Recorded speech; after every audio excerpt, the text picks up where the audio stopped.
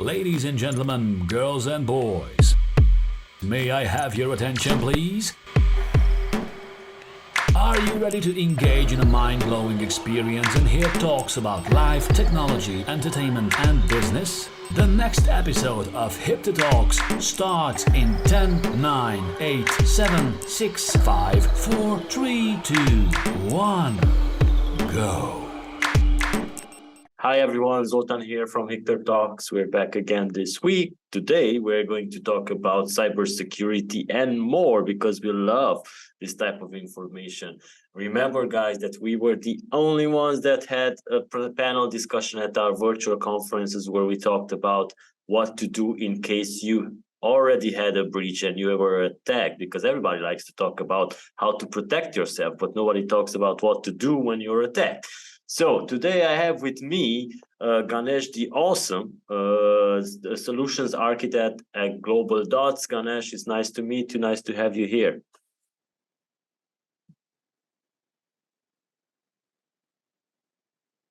All right, I think you froze.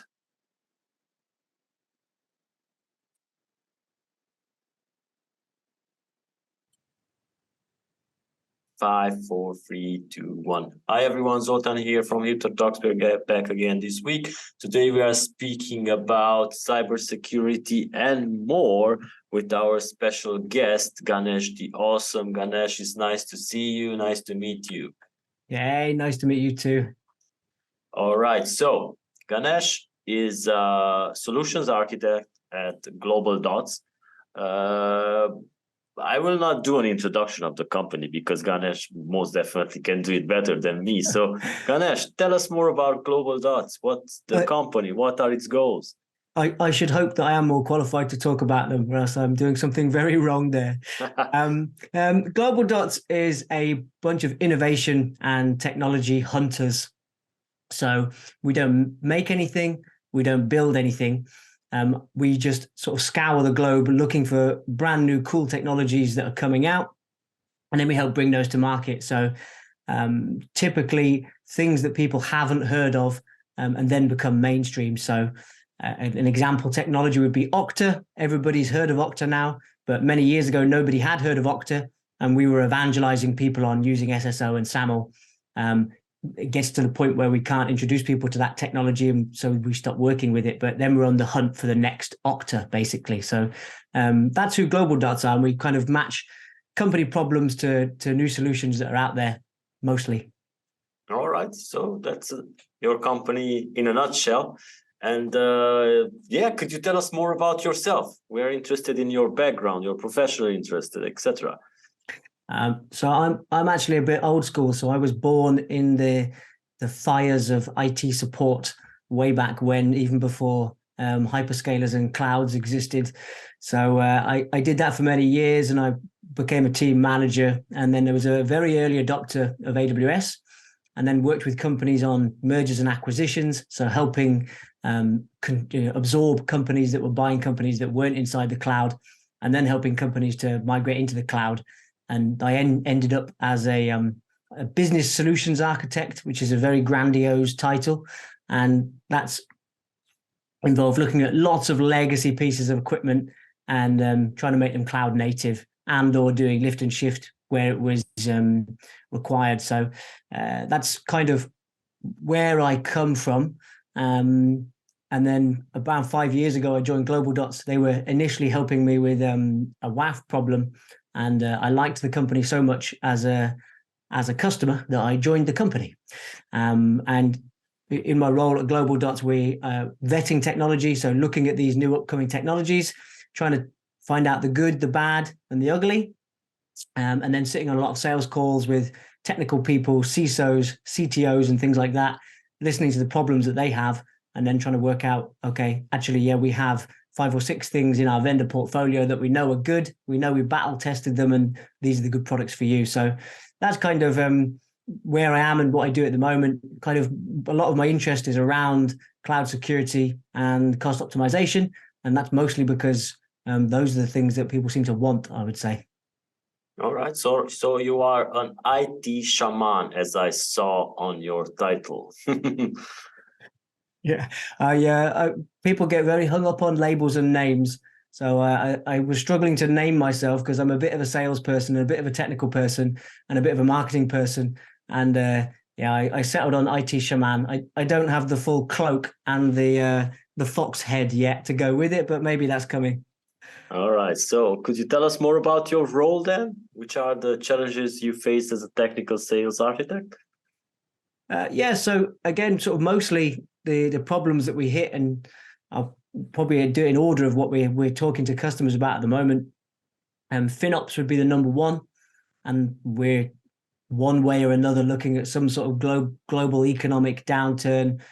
The big three, Facebook and Google and Amazon, all these people you see cutting 10,000 jobs. So everybody's feeling the pinch. And there's a lot of our conversations around that. So particularly around mostly AWS and Azure, because that's where most of the corporations have most of their resources. So we're having a lot of conversations around that and helping people reduce their cost. Probably number two in the list would be cloud security. So this is, in a nutshell, people getting ransomware and or every other kind of attack that you see. It's, there's at least one a day in the news now, it seems, more like multiple attacks a day. And budgets are increasing for that, and paranoia is finally increasing around that. So we do a lot of conversations around cloud security, and that's comes in lots of different flavors. And then the third part of that would be the web security. So cloud security is the bit that you own, that you build, and then web security is the bit that's out there in the public that's front facing, and that's more traditional DDoS protection and web application firewalls and stopping bots and bad guys. And I would say the most conversations probably fall into one of those three categories. We do some other stuff with passwordless authentication and a few other like very cool new technologies that people aren't talking about so much at the moment. But those are kind of the ones that people are in the buying curve, I would say, because there's lots of technology that people just aren't ready to buy, and we talk a lot about those, but it's not so interesting for people. Yeah, that's the most interesting part of it, because attacks have grown in the past months, actually, not in just the past years. It's been growing rapidly in the past months, so it's getting very crazy. So we are also interested about the new projects that GlobalDots is going to launch this year. So could you tell us more about that? Sure. We have three areas. Public cloud cost would be the number one. And again, there's a lot of innovation happening around there that people don't know about. And at the time, we've been talking about, well, we used to do FinOps before it was called FinOps. So we were doing cloud cost optimization before it had a name. And then the name came. So we were sort of doing it before it had a name. And we're constantly taking on new vendors in that space. And I can talk a little bit later about some of the things that we see there, but it's an ever evolving landscape. And if you're not up to date, then there's things you don't know about that are happening in there, which is, really that's the purpose of what GlobalDots is, because you can't possibly keep track of all the technology, and neither can we actually, but we have a good go. So that would be the first part. The second part would be continuing the evangelization on zero trust and SASE platforms. And again, that's something we've been talking about for more than 5 years, and uptake has been very slow on that. But going back to the previous conversation where we're seeing a number of these attacks that happen, and the number of attacks that are going up substantially, and a lot of these involve lateral movement inside somebody's business, and that people are coming to realize that they can no longer have these old MPLS style VPN networks, and that zero trust is the way to go. So those would be probably some of the main things we're pushing. And then we're also looking at cloud security generally, but I wouldn't say that's probably a new project. That's just sort of an ongoing one, which stays top of our agenda. All right. Yeah. In my opinion, the pandemic and everybody started to work from home and stuff like that maybe was a fuel for this type of attacks, because they did not have the type of security available at home. They used their personal Wi-Fi and stuff like that when logging into the company's server. So I think that maybe was something that fueled this type of crazy hacks and attacks. Yeah, I would definitely agree. I think a lot of companies were forced into a working from home environment, and they weren't actually ready for it. And there was a lot of bring your own device, and bring your own device equals bring your own viruses, basically. And I think a lot of companies suffered with that. And to be honest, I don't think there wasn't very easy tooling available for it at the exact time of the pandemic, and people have now monopolized on that. And the industry's more ready for it. So yeah, I think it was a chicken and egg thing there. Yeah, all right. So you mentioned, and we know now that you're a specialist in cloud cost optimization. So let's talk about this. Let's talk about what are the main trends in 2023 when it comes to cloud cost optimization. Main trends is that the third-party tooling for these is getting hotter and hotter. So it's always been there, and the best way to save money in your hyperscaler, I mean, let's just say AWS, because that's where most of the business is. But the best way to save money has never been by using AWS tools as such, and we're seeing the next iteration of those third-party tools that you integrate into AWS as getting more and more powerful. So I would say that there's a real big push on third-party tooling. And of those third-party toolings, the big trend is towards automation. Mm-hmm. So at the moment, there are lots of things that people are still doing manually. And I mean a lot of people and a lot of large organizations. I couldn't name them because I'm under NDAs with them, but I will say very large telecommunications companies, and I will say very large banking companies, very well-known ones, are still doing lots of work in an automated way. And that includes reserved instance automation, so purchasing savings credits from Amazon in a manual way, automated housekeeping, so that's clearing up zombie volumes, unattached IPs and idle machines and things like that. And then there's a third part of that is storage optimization. So there's a huge part to be done on wasted money in storage optimization. That's kind of the bit that is people know about, that they ought to do something in a more automated way.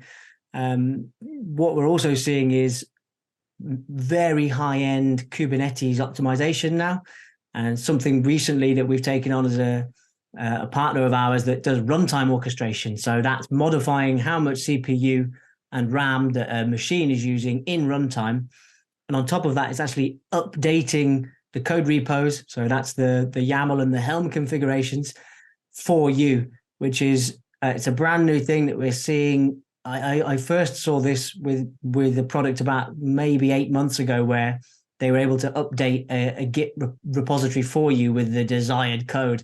And I think we're going to see more of that around cost optimization. So rather than just saying, here's a bunch of places where you can save money, it's like, hey, actually, do you want me to just go and save the money?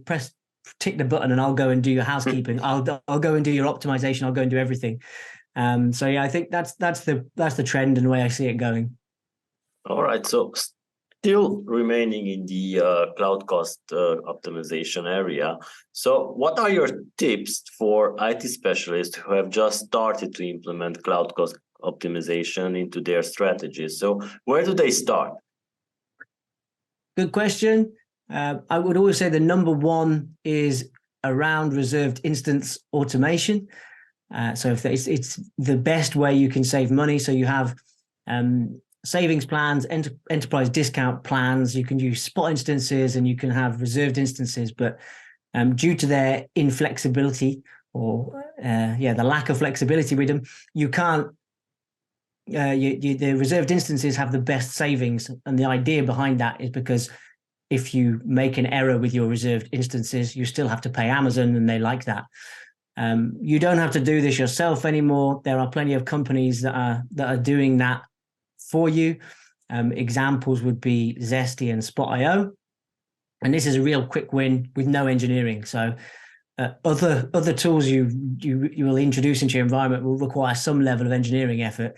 these don't require any engineering. So it's zero engineering, and then you only pay for the savings that you get. So that would be a number one, like no-brainer, that you can just start saving money in 7 days. Number two would be look at automated housekeeping.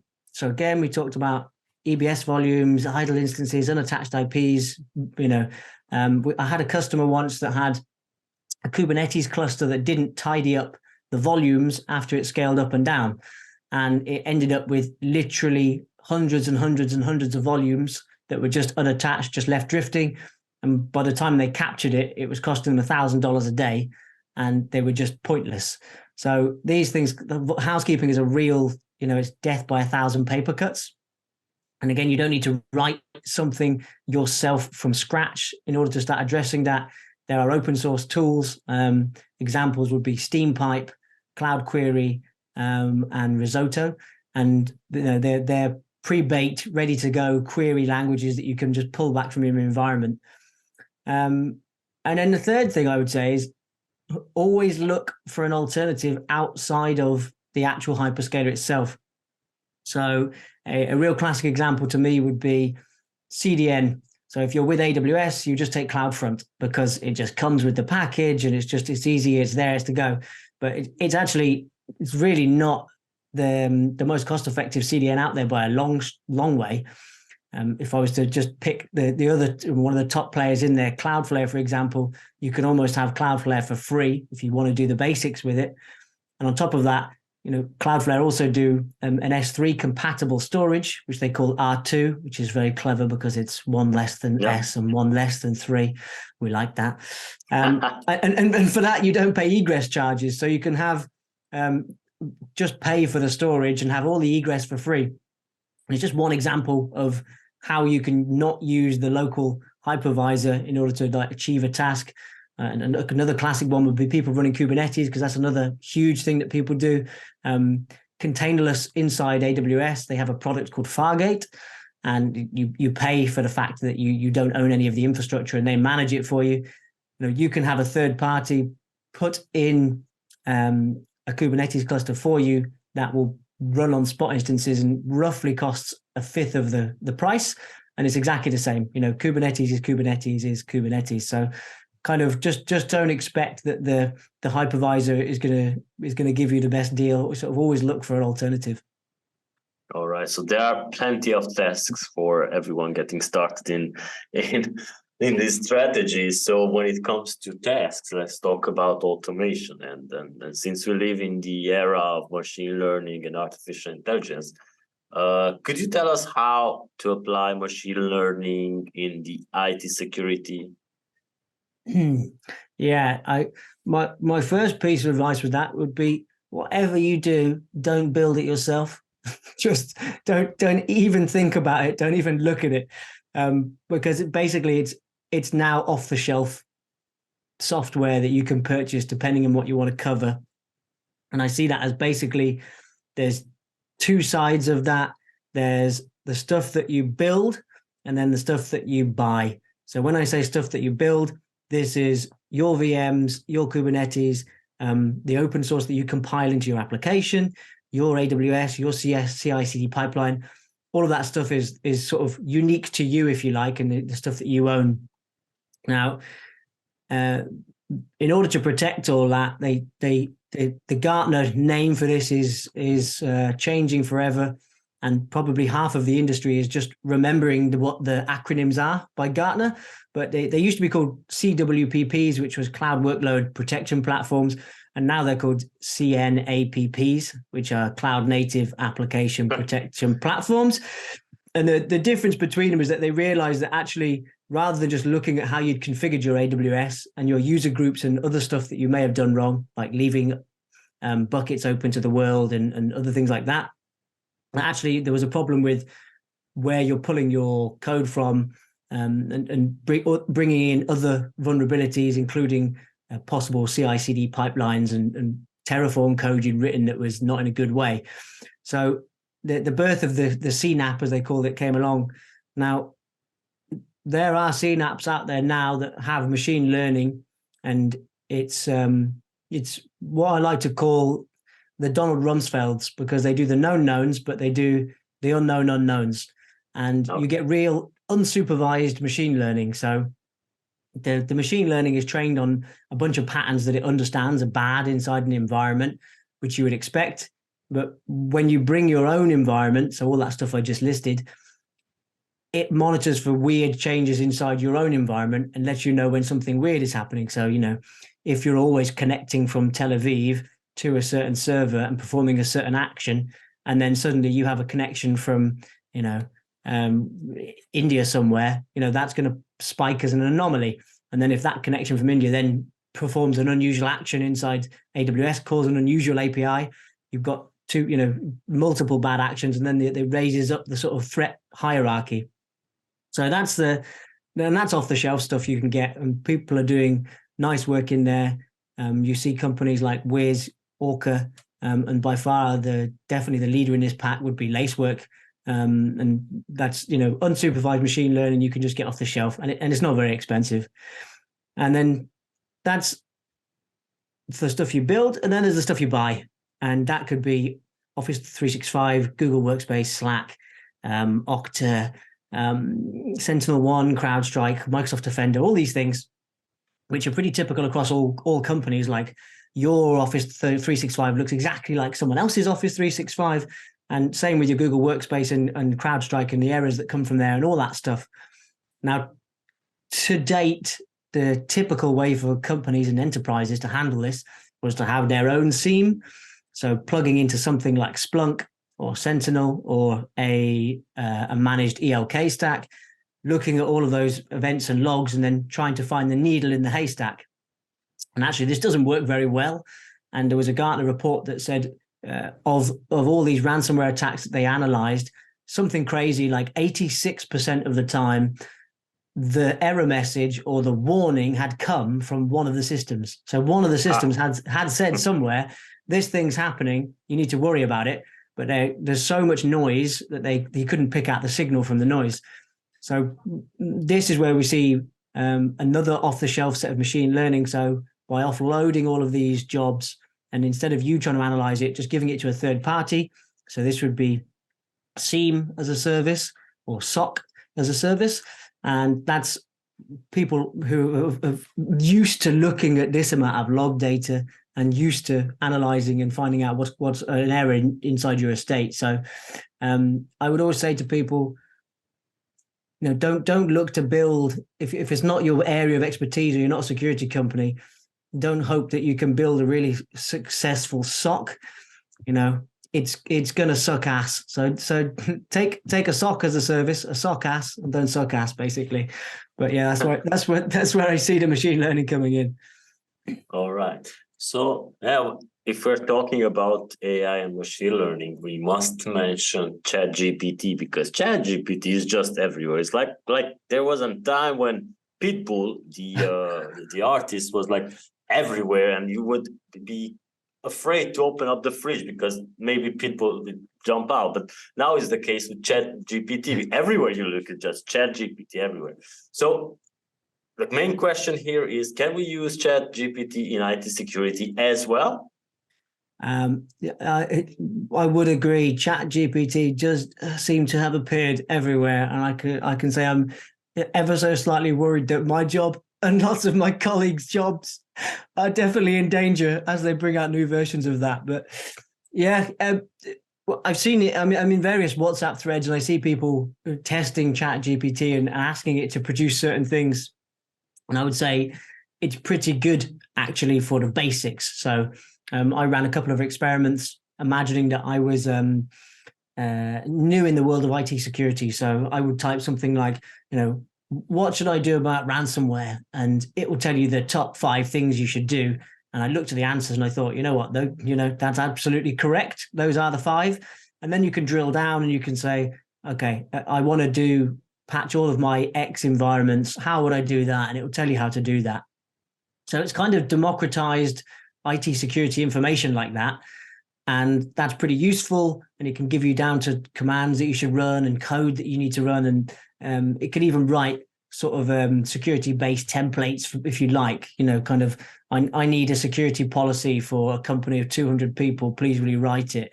And it'll write a pretty good one that you just then need to edit the bits on. So it's definitely saving man hours and giving people access to that kind of, I don't want to call it low-level information because that's not very fair, but sort of more IT security-based knowledge sets. And that's quite nice. I think, unfortunately, if I was to be completely honest with it, the chat GPT is actually more powerful in the hands of the bad guys. And exactly.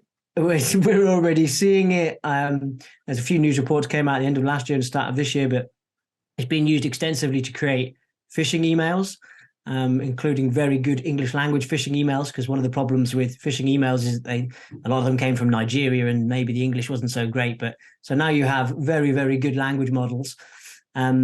But on top of that, it can be used to build malicious code. So there are examples of people building Java-based applications with malware in that were created by GPT-3. So there's the problem with this is that there's 1,000. It only takes one guy to ask GPT to create one kind of attack, or to scrape, to penetrate one sort of open point, and there can be 1,000 people doing that. And if you're trying to protect your surface, you need to have 1,000 ways to defend. So the numbers of attackers and how easy it is to attack, unfortunately, just got easier for most people. So I don't think it's not a great thing for people in IT security. I wouldn't say. I'd say things have got worse. Yeah, they should definitely add some type of information about this as well, because we're just giving ideas to people. Yeah, I mean, it was always going to be the way that as soon as that thing came out, it was going to be used for nefarious purposes. And to be fair, they do try to stop that.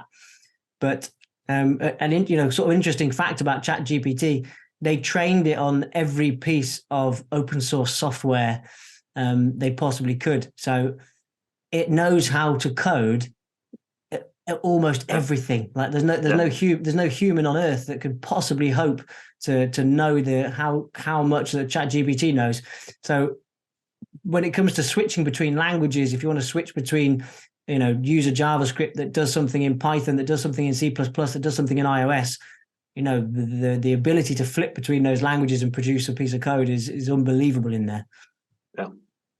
All right. So we are doomed, but okay. So as a closing question, I would like to ask for your prediction about zero trust security and SASE, as you call it. For those who don't know, SASE is a secure access service edge. It's an emergency cybersecurity concept that Gartner first introduced, I think, in 2019 or something like that. All right. So what are your predictions about zero trust security and SASE for this year? Yeah, I think we're going to see a move to it. And for those that maybe not familiar with what the SASE is, the traditional LAN infrastructure was MPLS and VPN networks, and all of your infrastructure was held inside, what was your cloud, if you like. And then with the explosion of software as a service and all the boundaries of remote working disappeared, you suddenly had a huge problem whereby actually you didn't have a place where you could say where your people were or where your resources were, because they were everywhere. And the SASE is part of a zero trust architecture. Lots of people sort of misunderstand zero trust as a product as opposed to a concept, which is quite interesting when you talk to people about it. But yeah, the idea of MPLSs and VPNs is pretty much going to die.